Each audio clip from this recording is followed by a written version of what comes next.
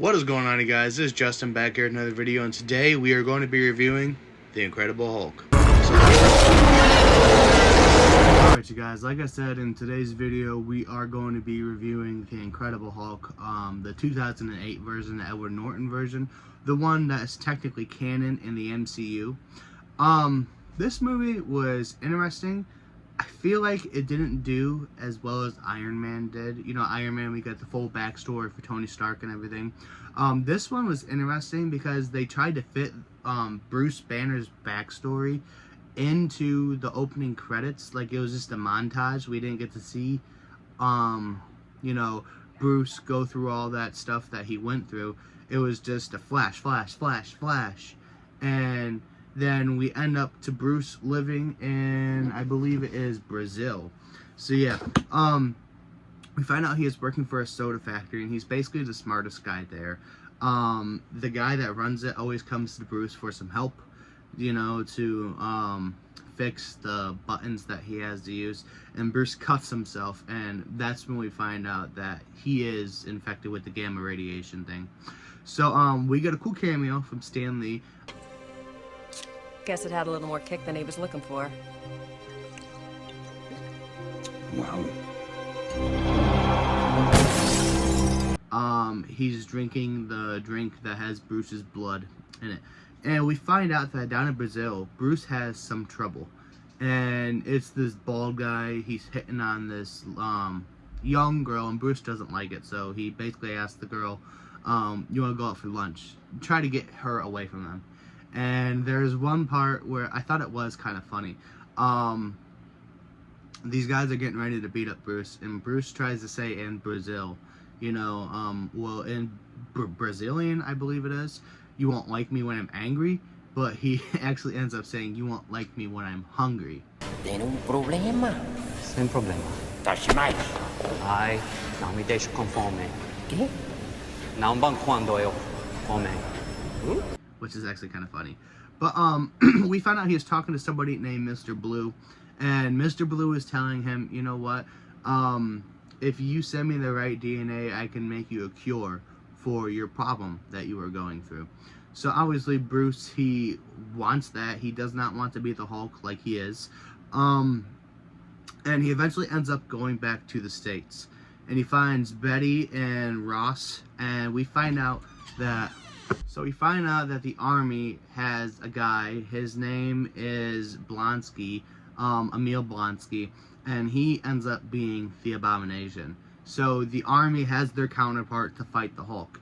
And obviously, Betty Ross, she hasn't seen Bruce in forever, so when she sees him, she's obviously very protective over him. She has a new boyfriend, and that boyfriend ends up ratting out Betty and Bruce to General Ross. And, you know, Bruce and Betty, they go on the run, and they're trying to hide from General Ross, because obviously Ross, he wants Bruce, he wants to take his blood to make an army of Hulks. So, long story short, they send Blonsky after Bruce. The first time, he's not the Abomination. I believe he has the super soldier serum. Correct me if I'm wrong in the comments. That's what I believe it was. But eventually we do get to the scene where it is Abomination versus Bruce Banner, or the Hulk. And obviously General Ross does not want the Abomination taking over and wrecking stuff. The Abomination thinks, you know what, I'm stronger than all of you guys in the army, so I'm just going to do things my way. So yeah, also in this movie we get introduced. I don't know the guy's name. I'm not gonna act like I'm not gonna pretend like I do. I just know who he is in the new Captain America movie. We get introduced to the leader, and we get shown how he is going to be, how he becomes the leader. He gets knocked over. I think it is Abomination. He comes into his lab and he basically wrecks a whole bunch of stuff. And he knocks a vial of Bruce Banner's blood over, and that blood goes into a cut that the leader has on his forehead, and obviously we see the whole formation going on during that scene.